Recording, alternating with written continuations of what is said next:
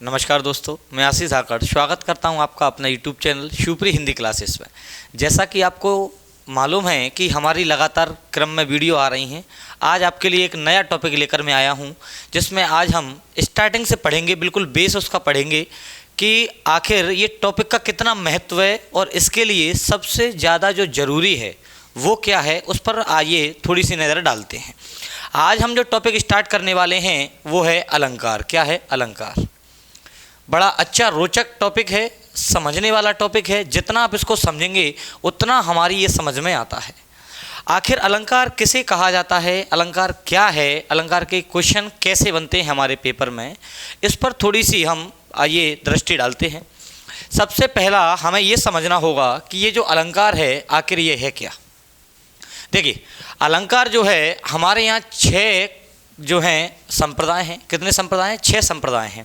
रस संप्रदाय, अलंकार संप्रदाय, रीति संप्रदाय, वक्रोक्ति संप्रदाय, ध्वनि संप्रदाय और औचित्य संप्रदाय। मैं इन संप्रदायों की बात आपसे करूंगा जब रस टॉपिक पढ़ाऊंगा, उस समय आपको इन संप्रदायों पर परिचर्चा करेंगे हम।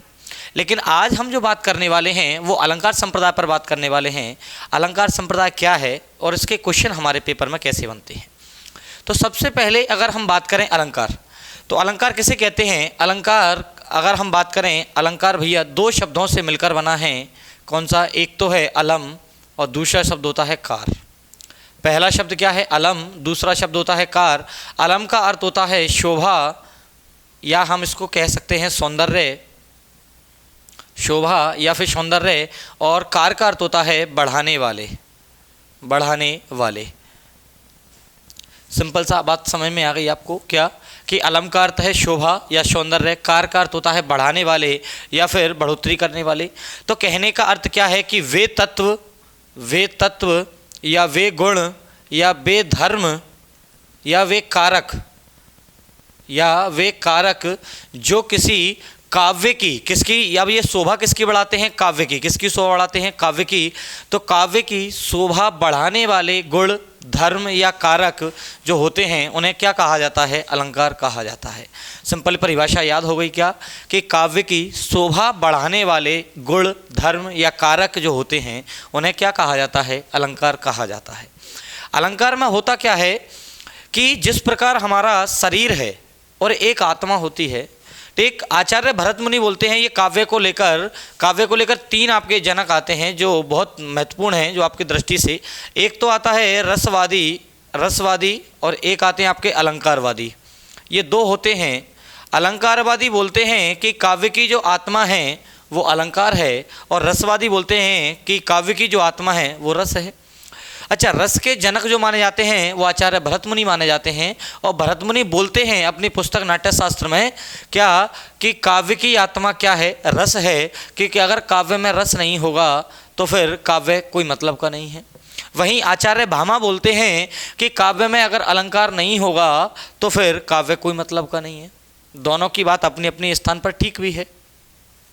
अब हमें करना कैसे है इसको, हमें अगर सॉल्व देखा जाए तो इसके सॉल्व के तरीका अगर हम बात करें तो देखें जरा कि बढ़ाते किसकी शोभा है? काव्य की शोभा बढ़ाते हैं। किसकी शोभा बढ़ाते हैं? काव्य की शोभा बढ़ाते हैं।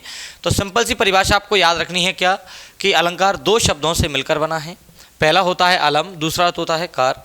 अलम का अर्थ होता है शोभा या सौंदर्य, कार का अर्थ होता है बढ़ाने वाले। अर्थात वे तत्व जो किसी काव्य की शोभा बढ़ाएं, किसी का सौंदर्य बढ़ाएं, और उसे क्या कहते हैं हम लोग? काव्य कहते हैं। जैसे मानव शरीर होता है, मानव शरीर में एक आत्मा होती है और ऊपर से शरीर होता है उसका। हम जो वस्त्र पहने हैं, ये अच्छे अच्छे कपड़े पहने हैं, हम क्यों पहने हैं? अपनी सुंदरता बढ़ाने के लिए। आप जो वस्त्र पहनते हैं क्यों पहनते हैं? अच्छे अच्छे नए नए वस्त्र पहनते हैं, ड्रेस पहनते हैं, टाई लगाते हैं, क्यों लगाते हैं? क्योंकि आपका जो है शरीर बड़ा सुंदर लगे। तो ठीक उसी प्रकार काव्य की सुंदरता बढ़ाने के लिए हम किसका प्रयोग करते हैं? अलंकार का प्रयोग करते हैं। अब अगर हम आगे इसमें चलें थोड़ा सा, तो इसके मूल प्रवर्तक जो हैं वो भामा माने जाते हैं। यानी अलंकार संप्रदाय के जनक किसे माना जाता है? आचार्य भामा को। और आचार्य भामा एक परिभाषा देते हैं किसके ऊपर? अलंकार के ऊपर। बड़ी अच्छी परिभाषा है उनकी। और परिभाषा क्या है? परिभाषा है, ध्यान देना इधर, बोलते हैं कि ना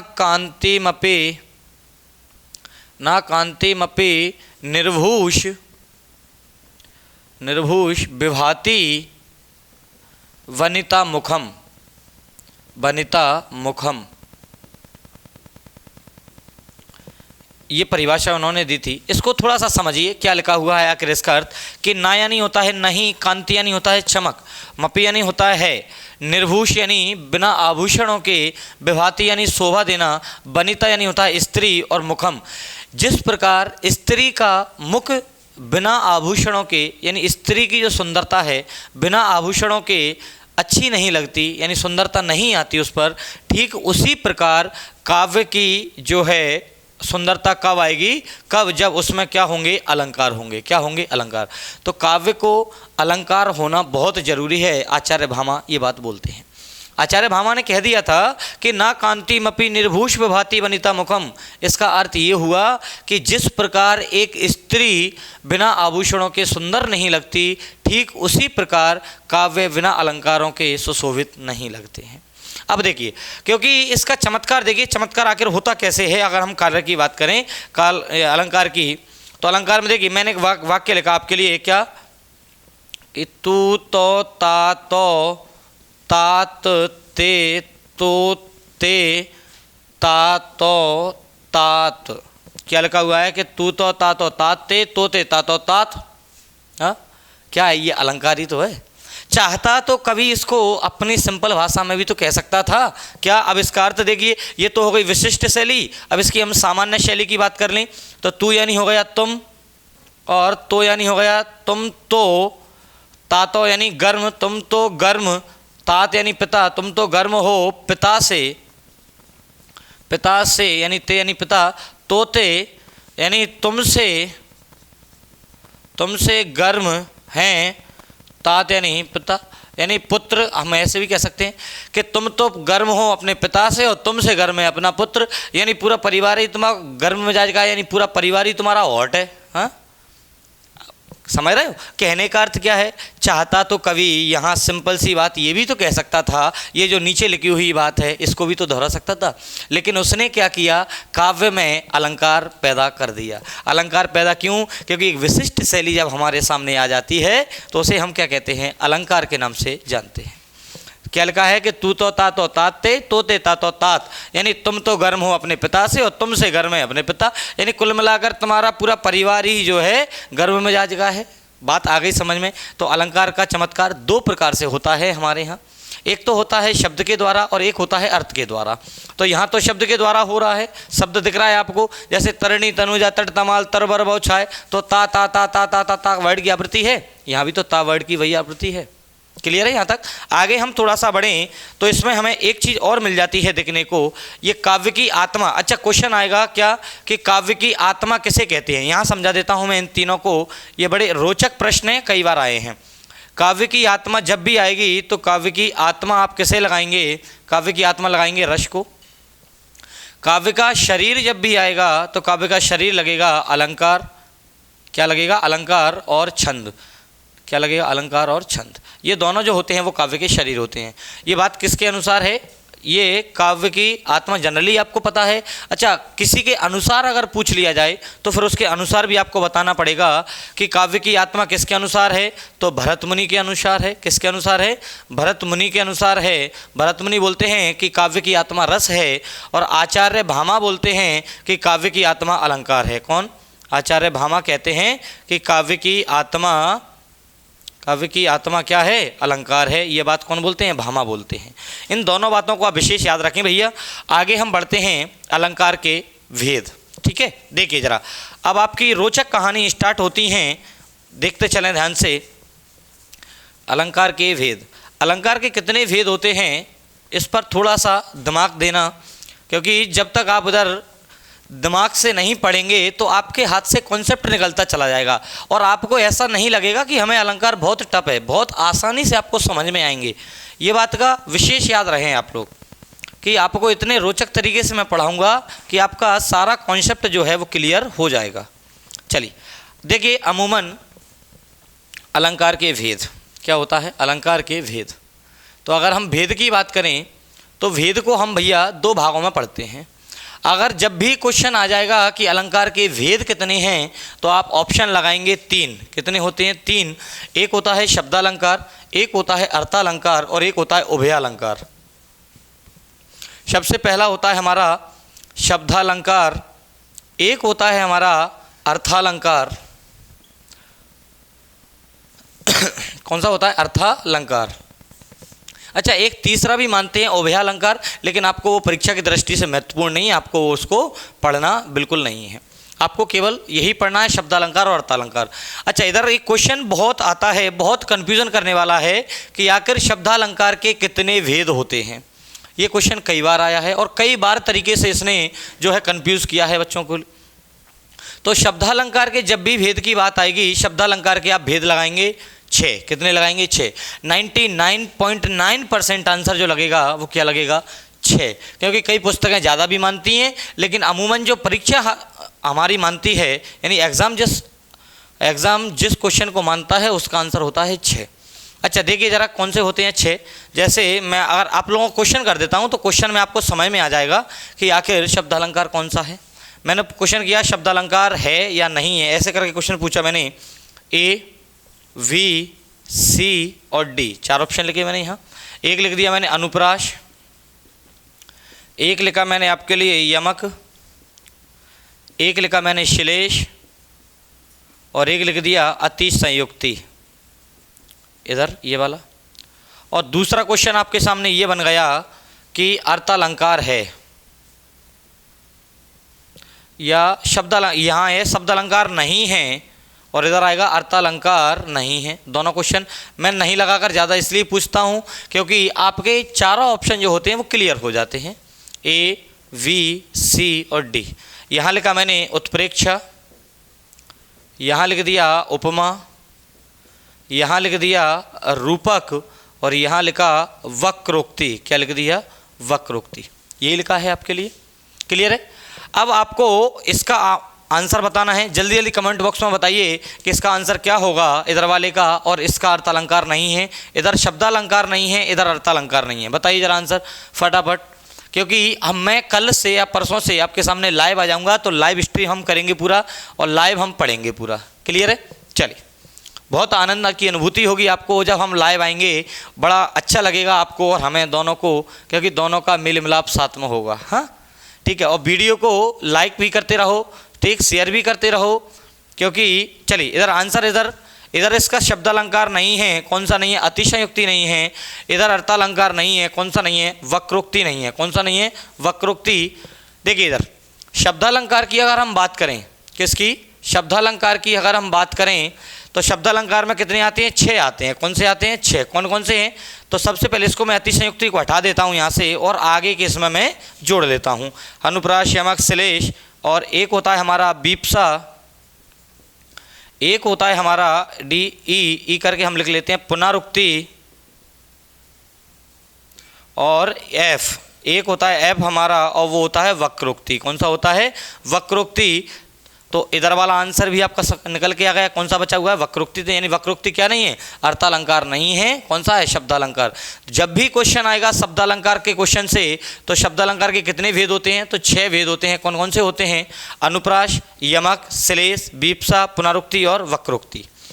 अगर हम इधर बात करें अर्थालंकार की, तो अर्थालंकार में भी कई अलंकार हमारे सामने आ जाते हैं। जैसे मैं इधर बात कर लेता हूँ आपसे अर्थालंकार में, जैसे उपमा, अगला मैंने लिखा रूपक, अगला लिखा उत्प्रेक्षा, अगला लिखा अतिसंयुक्ति, अगला अन्योक्ति, अगला वक्रोक्ति हो गया उधर। अगला हम लिख सकते हैं इधर को विभावना। अगला हम लिख सकते हैं इधर कौन सा आपके लिए? विभावना, विरोधावास। अगला हम लिख सकते हैं यहाँ आपके लिए कौन सा? भ्रांतिमान। यहाँ अगला आ सकता है आपके लिए संदेह। अगला आ सकता है यहाँ उदाहरण अलंकार। अगला आ सकता है दृष्टांत। अगला आ सकता है आपके लिए कौन सा? आपका कौन सा बचा हुआ है? मानवीकरण। ठीक। तो कुल मिलाकर क्या है, ये जो अलंकार हैं, अच्छा अर्थ अलंकारों की संख्या कोई निश्चित नहीं है, फिक्स नहीं है, ठीक। क्योंकि इधर कोई मानता है 64 मानता है, कोई आपका 100 मानता है, कोई 200 मानता है। तो कहने का अर्थ ये जो चर्चित हैं इनको हमें पढ़ना है। उपक है, उपमा है, उत्प्रेक्षा है, अतिसंयुक्ति है, अन्योक्ति है, विभावना है, विरोधाभास है, भ्रांतिमान है। ये जो उदाहरण हैं आपके, ये सबसे ज़्यादा चर्चित हैं और परीक्षाओं में जो क्वेश्चन बनेगा वो यहीं से बनेगा। तो शब्दालंकार के कितने भेद हैं? 6। अनुप्रास, यमक, श्लेष, वीप्सा, पुनरुक्ति और वक्रोक्ति। 6 भेद शब्दालंकार के हैं और अर्थालंकार हमें पढ़ना है। अच्छा, और वह अलंकार तो हमें पढ़ना ही नहीं है। क्यों? क्योंकि उसके क्वेश्चन बनते ही नहीं हैं, वो आपका पढ़ने के लिए है ही नहीं। क्लियर है यहाँ तक? आगे हम बढ़ें ज़रा, तो आप मुझे बताइए आगे बढ़ जाएं क्या? अगर नहीं लिया है तो स्क्रीनशॉट ले लीजिए। नोट करते चल रहे हैं तो बहुत अच्छी बात है। अगर आप नोट नहीं करते चल रहे हैं तो फिर स्क्रीनशॉट लेते चलिए। चलिए, अब हमें सबसे पहले हमें पढ़ना है कौन सा? शब्दालंकार। सबसे पहले हमें कौन सा पढ़ना है? शब्दालंकार। शब्दालंकार किसे कहते हैं? तो शब्दालंकार वे अलंकार होते हैं जहाँ काव्य में शब्दों के द्वारा चमत्कार उत्पन्न हो, उसे हम शब्दालंकार कहते हैं। मैं लिख देता हूँ पूरा, ये लिखा हुआ है आपका शब्दालंकार। अगर हम शब्दालंकार की परिभाषा की बात करें भैया तो कौन सी है? देखें कि काव्य के वे शब्द, या वे शब्द हम जिसको बोलें वे शब्द, या फिर ऐसे लिखिए, इसकी परिभाषा लिखें कि जहाँ काव्य में शब्दों के द्वारा चमत्कार उत्पन्न होता है,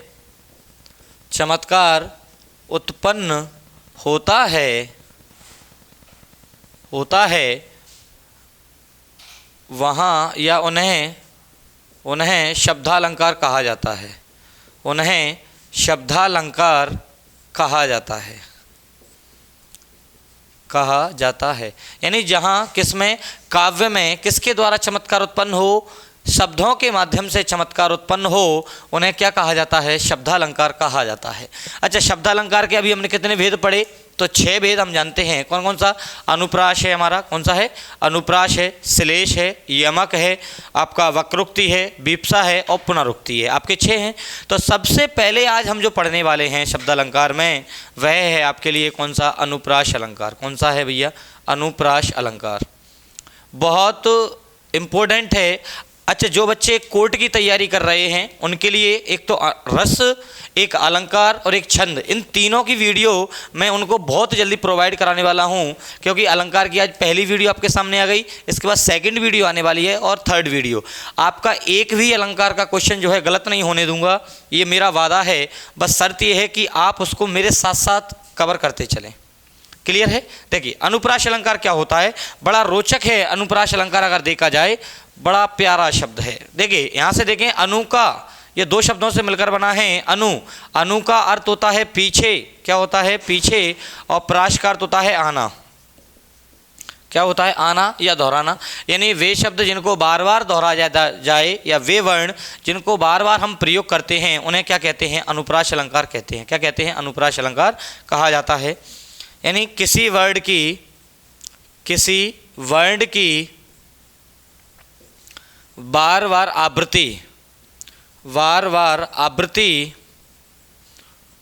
आवृत्ति हो, वहाँ अनुप्रास अलंकार होता है। क्या होता है?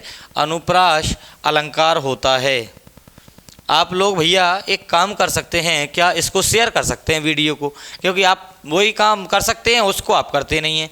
बस शेयर तो कर दीजिए यार, कम से कम। क्या है, हमें थोड़ा सा उससे क्या है, अंदर से जुनून आता है कि हाँ वास्तव में हमारी जो मेहनत है वो सक्सेसफुल है, ठीक। और हम आपको कुछ नया देने का कोशिश कर रहे हैं। आप लोग क्या है उसको शेयर पता नहीं क्यों नहीं करते, हो सकता है आपको कोई कष्ट हो। चलिए, अनुप्रास अलंकार के हम कितने भेद पढ़ेंगे? तो 5 भेद पढ़ेंगे। कितने भेद पढ़ेंगे? 5।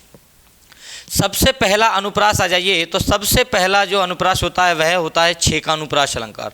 बहुत प्यारा अलंकार है 6 का अनुप्रास अलंकार। मैं सिंपल सी परिभाषाएं आपको बताऊंगा, ज़्यादा कोई किताबी परिभाषा में नहीं फंसाऊंगा। सिंपल सी पहचान बताता चलूँगा और आप उसी माध्यम से इनको जो है कंप्लीट कर सकते हैं।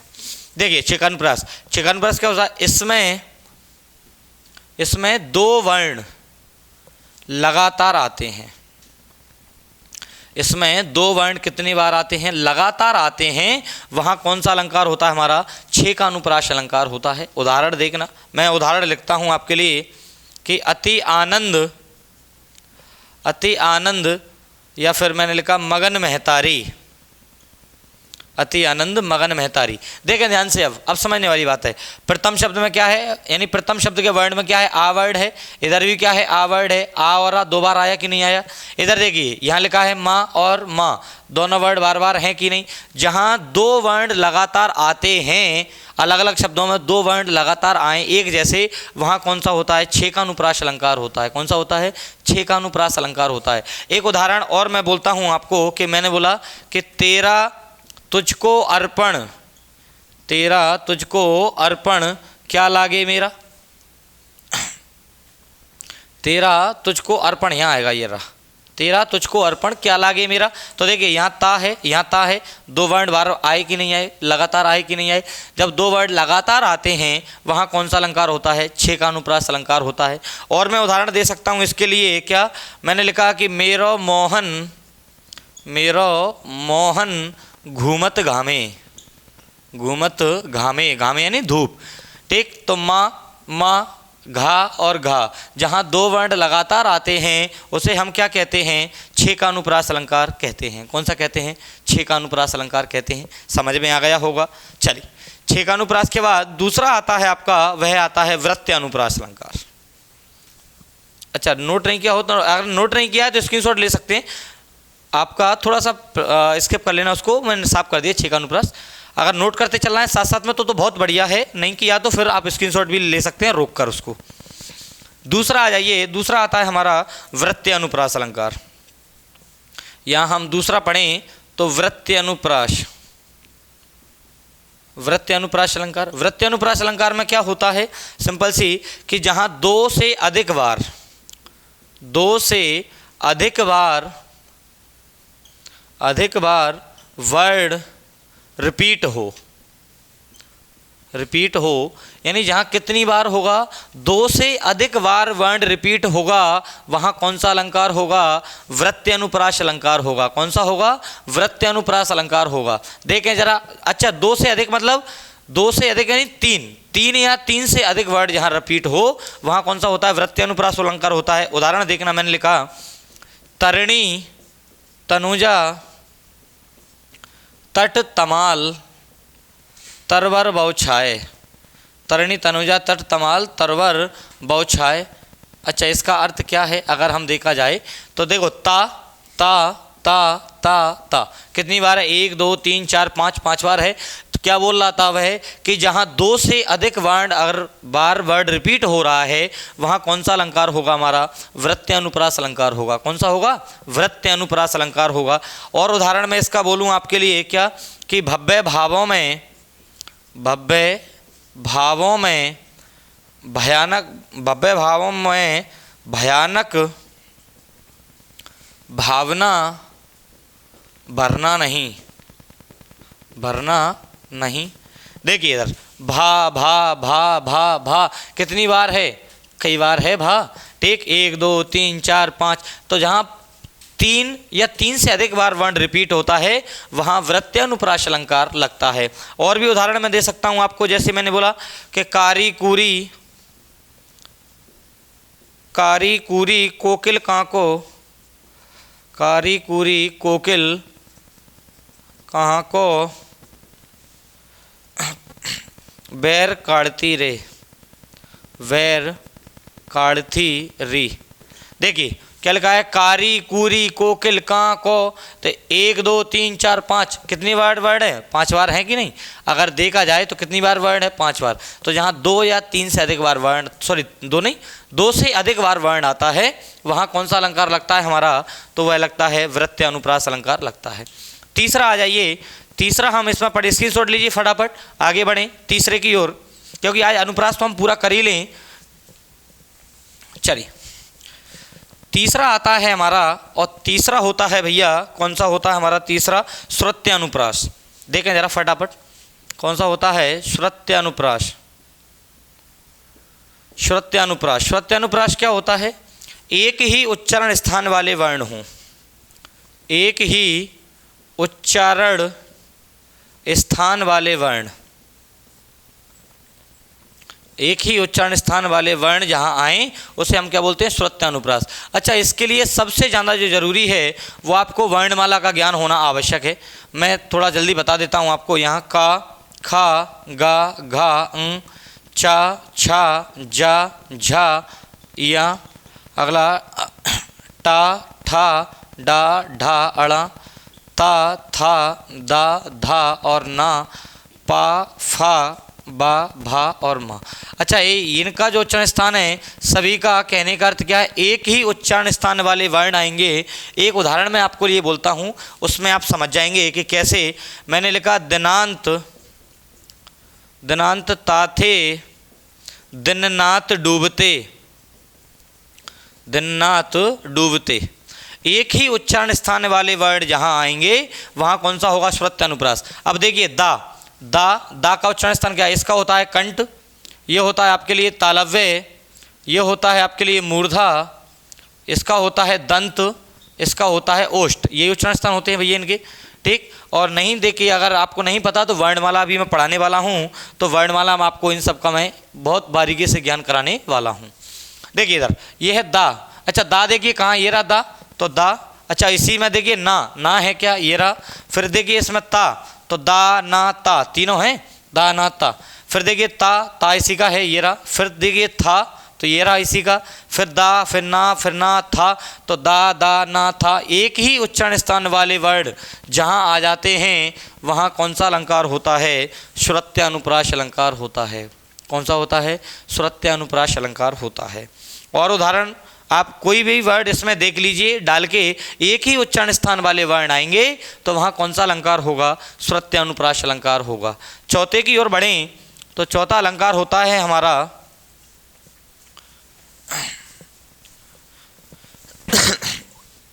चौथा होता है अनंत्यानुप्रास अलंकार। कौन सा होता है हमारा, और एक बार हम जो है अलंकार में लाइव जब वीडियो आएगी, हमारा लाइव सेशन जब स्टार्ट होगा तो उस पर भी हम डिस्कस कर लेंगे। आपका कोई भी डाउट हो उसमें आप हमसे पूछ सकते हैं। अगला आता है हमारा अनंत्यानुप्रास। अनंत्यानुप्रास, अनंत्यानुप्रास अलंकार क्या होता है, नाम से ये स्पष्ट है। अनंत यानी अंत और प्रास यानी आना। जहाँ कोई वर्ण अंत में सेम आता है, अंत में वर्ड रिपीट होता है, उसे हम क्या बोलते हैं, अनंत्यानुप्रास। यानी इसमें क्या होगा, अंतिम वर्ण रिपीट होगा, अंतिम वर्ण रिपीट होगा,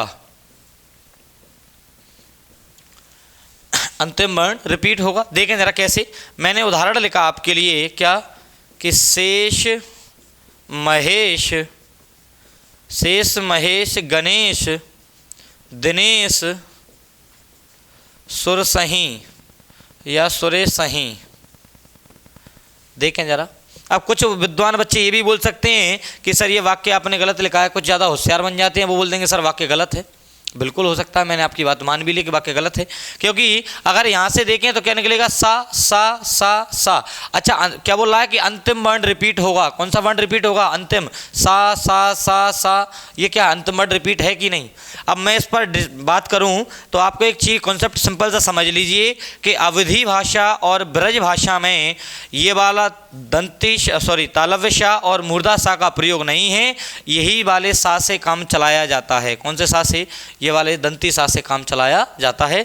तो शेष महेश गणेश दिनेश। अच्छा, एक और उदाहरण मैं आपके लिए लिखता हूँ क्या, कि एल फैल गैल, एल फैल, एल फैल खैल भैल, एल फैल खैल भैल, खलक में गैल गैल, खलक में गैल गैल, गैल गैल। क्या लिखा हुआ है, एल फैल भैल खैल भैल, लास्ट में क्या है, ला ला ला ला। तो जहाँ पर अंतिम वर्ण रिपीट हो वहाँ कौन सा अलंकार होगा, अनंत्यानुप्रास अलंकार होगा। कौन सा होगा, अनंत्यानुप्रास अलंकार होगा। और इसके बाद आता है आपका लाठानुप्रास। और लाठानुप्रास, यमक और पुनरुक्ति और विप्सा, चारों अलंकारों को एक साथ जोड़कर पढ़ाऊंगा, बड़ा आनंद आएगा उस अलंकार को पढ़ने में। तब तक के लिए बाय बाय। आप लोग क्या करेंगे, वीडियो को शेयर करेंगे, चैनल को सब्सक्राइब करेंगे और लाइक करेंगे। ठीक है, बाय, थैंक यू।